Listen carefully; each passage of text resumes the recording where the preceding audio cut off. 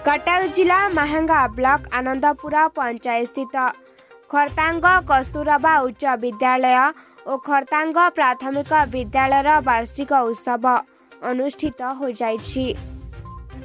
उच्च विद्यालय प्रधान शिक्षयित्री गीतांजलि खुंटिया सभापतित्व आयोजित उत्सव में मुख्य अतिथि भावे डॉक्टर शैलेश्वर नंद जगदे क्रीड़ा हेउछि शिक्षार एक बलिष्ठ अंग, तेणु प्रत्येक छात्र छात्री माने क्रीड़ा रे भाग नेबा उचित बोली कही छात्र छात्री उज्जवल भविष्य कामना करथिले।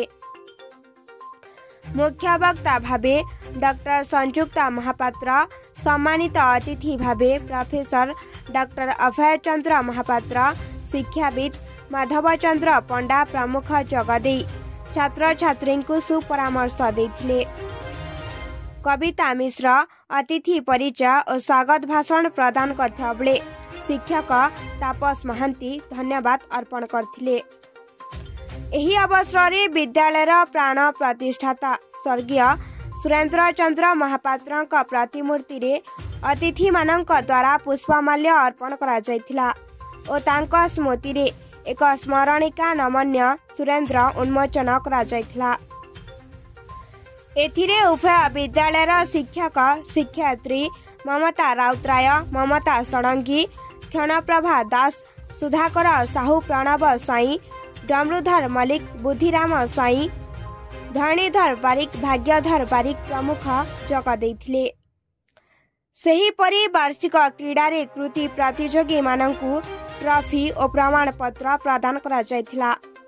उभय विद्यालयर छात्र छात्री द्वारा सांस्कृतिक कार्यक्रम परिवेषण करा जायथिला।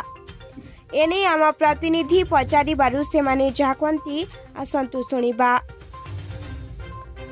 पूर्वोडिशा चिफ रमेश साहू रिपोर्ट, संग्राम टीवी। परिचय मु डॉक्टर शैलेश्वर नंद, मु सुरेंद्र चंद्र महापात्र कनिष्ठ जामाता।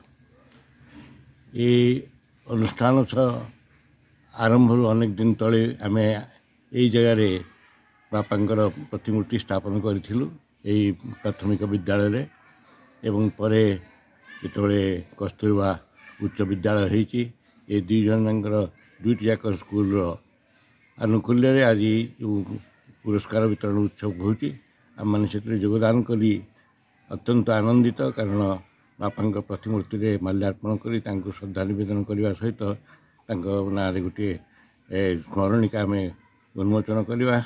नमन्य सुरेंद्र ये बहु विशिष्ट लोक लेखा देइचंती एवं आज आम आशा करूँ ए स्कूल शिक्षयित्री एवं प्रधान शिक्षयित्री माने साहाय्य करेंगे पिला मानकु से पुस्तक दिज्व, कारण ये स्कूल प्रतिष्ठाता यदि तांको विषय लोके पिला माने जानती ताले खुशी हेबे। एवं आम दुईटी पुरस्कार घोषणा करिचु, प्रति वर्ष दुईटी पुरस्कार दुईटी गोटे पुओ और गोटे झील को दिज्व। से सबुठ भल पढ़ुवा पिला जो मैंने आगे जे गोटे गोटे पुरस्कार प्रति वर्ष दिज्व। सर आपन परिचय मु हूँ माधव चंद्र पंडा, अवसर प्राप्त प्रधान शिक्षक। आज कस्तूरबा उच्च विद्यालय खरतांग एवं प्राथमिक विद्यालय खरतांगर प्राथमिक विद्यालय मिलित आनुकूल्य एटी क्रीड़ा प्रतियोगितार आज हूँ पुरस्कार वितरण उत्सव।